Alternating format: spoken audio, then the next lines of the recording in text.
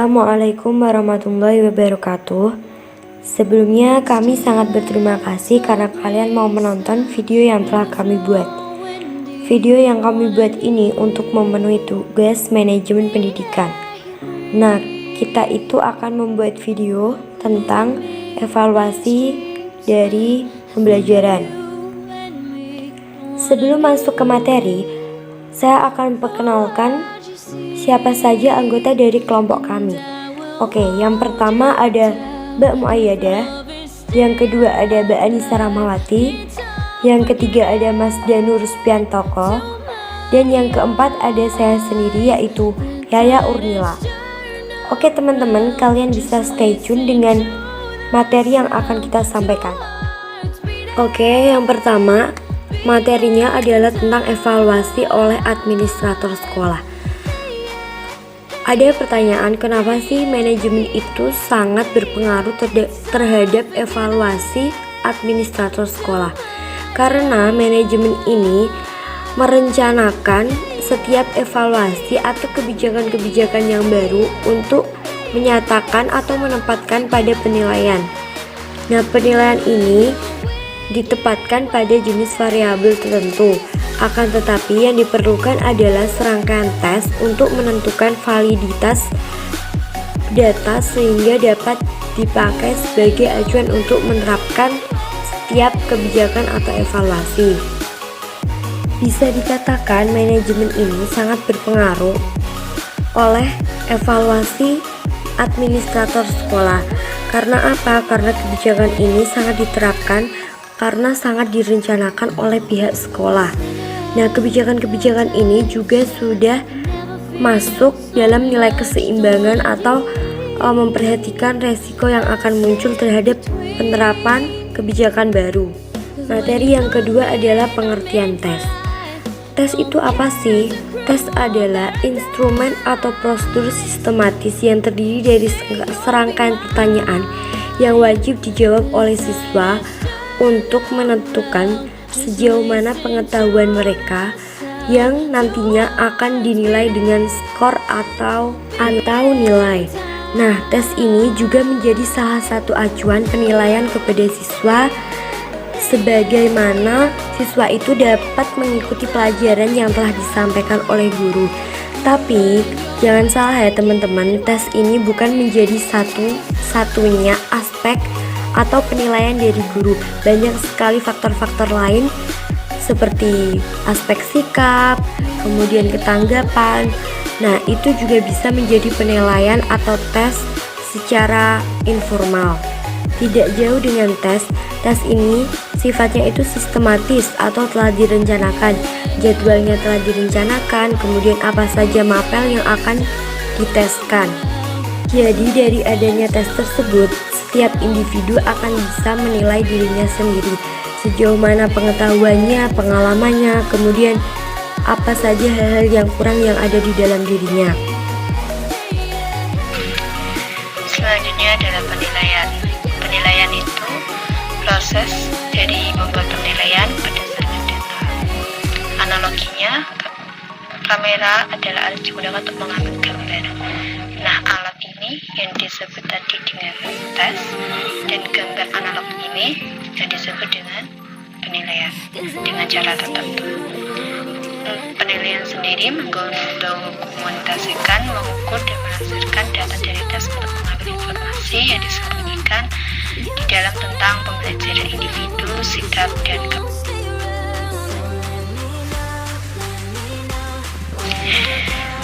Lalu apa itu perbedaan tes dan penelitian?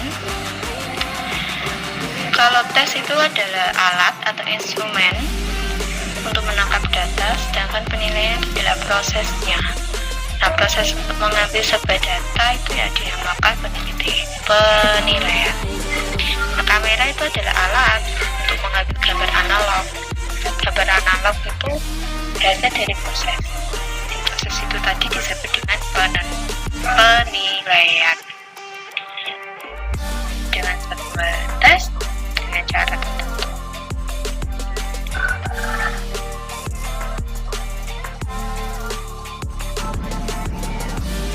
Sekarang fungsi tes. Apa saja itu fungsi tes?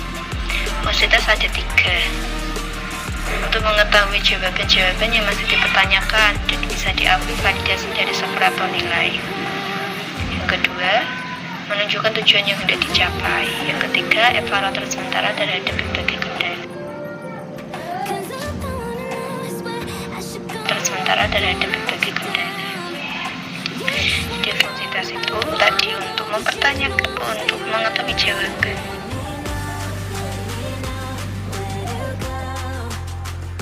Dari pertanyaannya masih dipertanyakan, tujuan yang hendak dicapai dan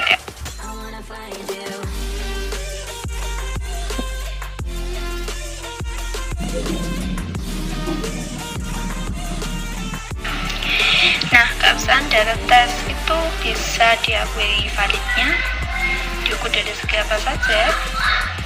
Yaitu dapat diukur dari segi pertama etika, kedua objektivitas, dan yang ketiga reliabilitas. Bukan reliabilitas ya, tapi reliabilitas.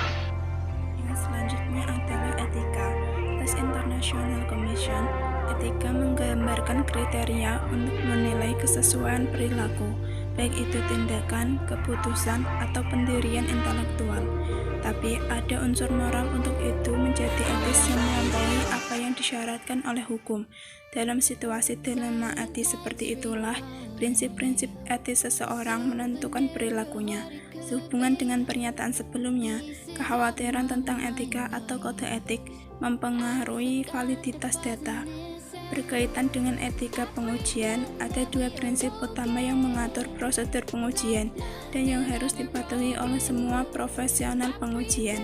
Yang pertama adalah pengujian profesional, harus mematuhi prinsip-prinsip umum model ilmiah, yang fokusnya adalah evaluasi bukti untuk mengkonfirmasi atau mendukung psikomotorik tes properti. Yang kedua adalah proses interaksi antara profesional pengujian dan pemangku kepentingan lainnya yang terlibat dalam proses pengujian harus menghormati, adil secara prosedural dan transparan. Objektivitas, konsistensi antar pengguna dalam pelaksanaan, penilaian, dan interpretasi prosedur penilaian standar-standar diterima oleh komunitas ilmiah bahwa objektivitas adalah prinsip kunci metode ilmiah. Masalah objektivitas juga ada hubungannya dengan penilaian profesional dalam interpretasi tes skor. Faktanya adalah, bahkan untuk tes terkonstruksi terbaik, hasilnya harus ditafsirkan dan interpretasi selalu dipengaruhi oleh beberapa tingkat subjektivitas. Reliabilitas bukanlah karakteristik tes teori, karena sebuah tes tidak dapat diandalkan. Reliabilitas adalah karakteristik dari skor untuk sampel spesifik pada tes tertentu di bawah spesifik kondisi pengujian.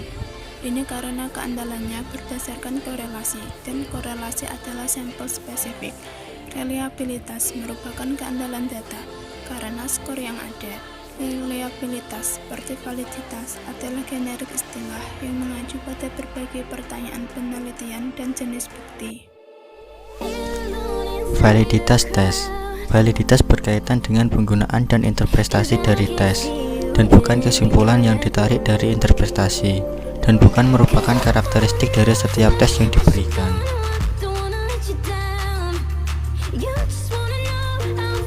Bukti validitas terkait konstruk. Analisis internal untuk mendukung validitas konstruk memberikan dasar bukti sejauh mana item skala berhubungan satu sama lain. Sedemikian rupa mereka dapat ditambahkan hingga membentuk total atau subskala skor. Jika analisis internal menunjukkan bahwa yakin mencerminkan struktur hipotesis dihipotesiskan oleh teori sampai definisi, ini tidak cukup untuk membangun validasi. Juga perlu untuk melakukan eksternal menganalisis untuk menguji hubungan antar variabel yakni dan lainnya.